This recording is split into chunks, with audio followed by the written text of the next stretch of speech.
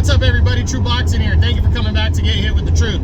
So today we're continuing my 2022 year-end top 10s as we look at my number 2 featherweight in the world right now, the undefeated and reigning WBC featherweight champion, Rey Vargas.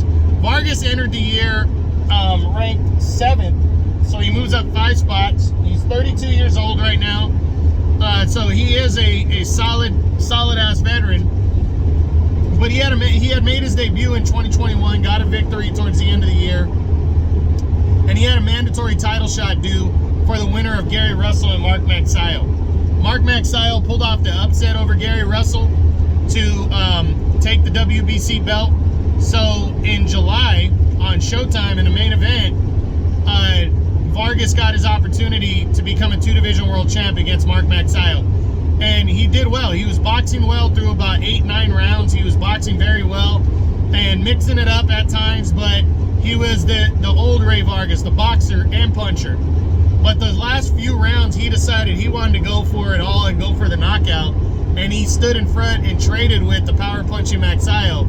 And it proved to almost burn him as he got knocked down during that and hurt. But he weathered the storm, finished strong, and he walked away with a deserving 12-round split decision and became the WBC featherweight champ and a 2-division world champion.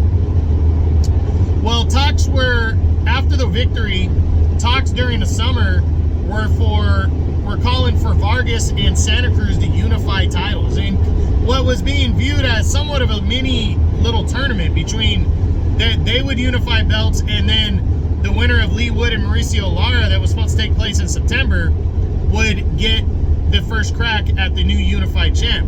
But Vargas blew all that up for some reason, and the reason was when Shakur Stevenson came in overweight and was stripped of the super featherweight title at 130 pounds before his bout with Robson Kutsaichau, and the belts remained vacant. Vargas, being the champion at 126, decided he wanted to make some more history and move up to 130 pounds and challenge for the vacant WBC title at 130. And that's what he has planned next. Vargas on February 10th is moving up to 130 to take on O'Shaquie Foster, who is the #1 contender at 130 pounds for the WBC title. So big time fight. He's trying to make history and become a 3-division world champion. Now, he definitely is the A side going in, and on paper he probably looks like a favorite.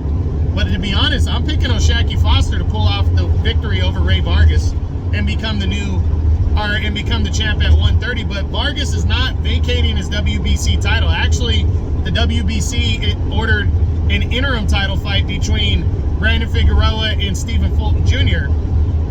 To fight the winner of, to fight Vargas if he comes back down to 126. And to be honest, I don't think Vargas is going to do, even if he wins, it's going to be a very difficult fight, and he'll probably have a better, it probably will feel better fighting at 126. So I think there's a very good possibility either he's going to lose for the first time to O'Shaquie Foster, or he's going to win, get the credibility and of being a 3-division world champ and still move back down to 126. Because why would the WBC allow this move and order an interim title fight between Figueroa and Fulton if Vargas didn't imply that he might just be going up for the historic side of it, trying to win another championship in another weight class, and then he's planning on moving back down. So here's the thing, win or lose against Foster, I do believe you're going to see Vargas likely fighting at 126 in the second half of the year, and I think he's going to run into Fulton or Figueroa. Now, I believe it's going to be Figueroa, and I think Figueroa will stop Rey Vargas. Now, if it's Stephen Fulton, he has a much better chance, in my opinion, stylistically, size-wise. Very good matchup right there.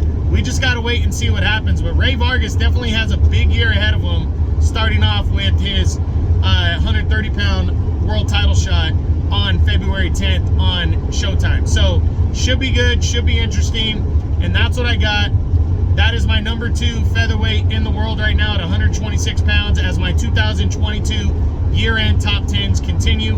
I hope you guys enjoyed the video. If you did, smash the like button, leave a comment, subscribe to the channel.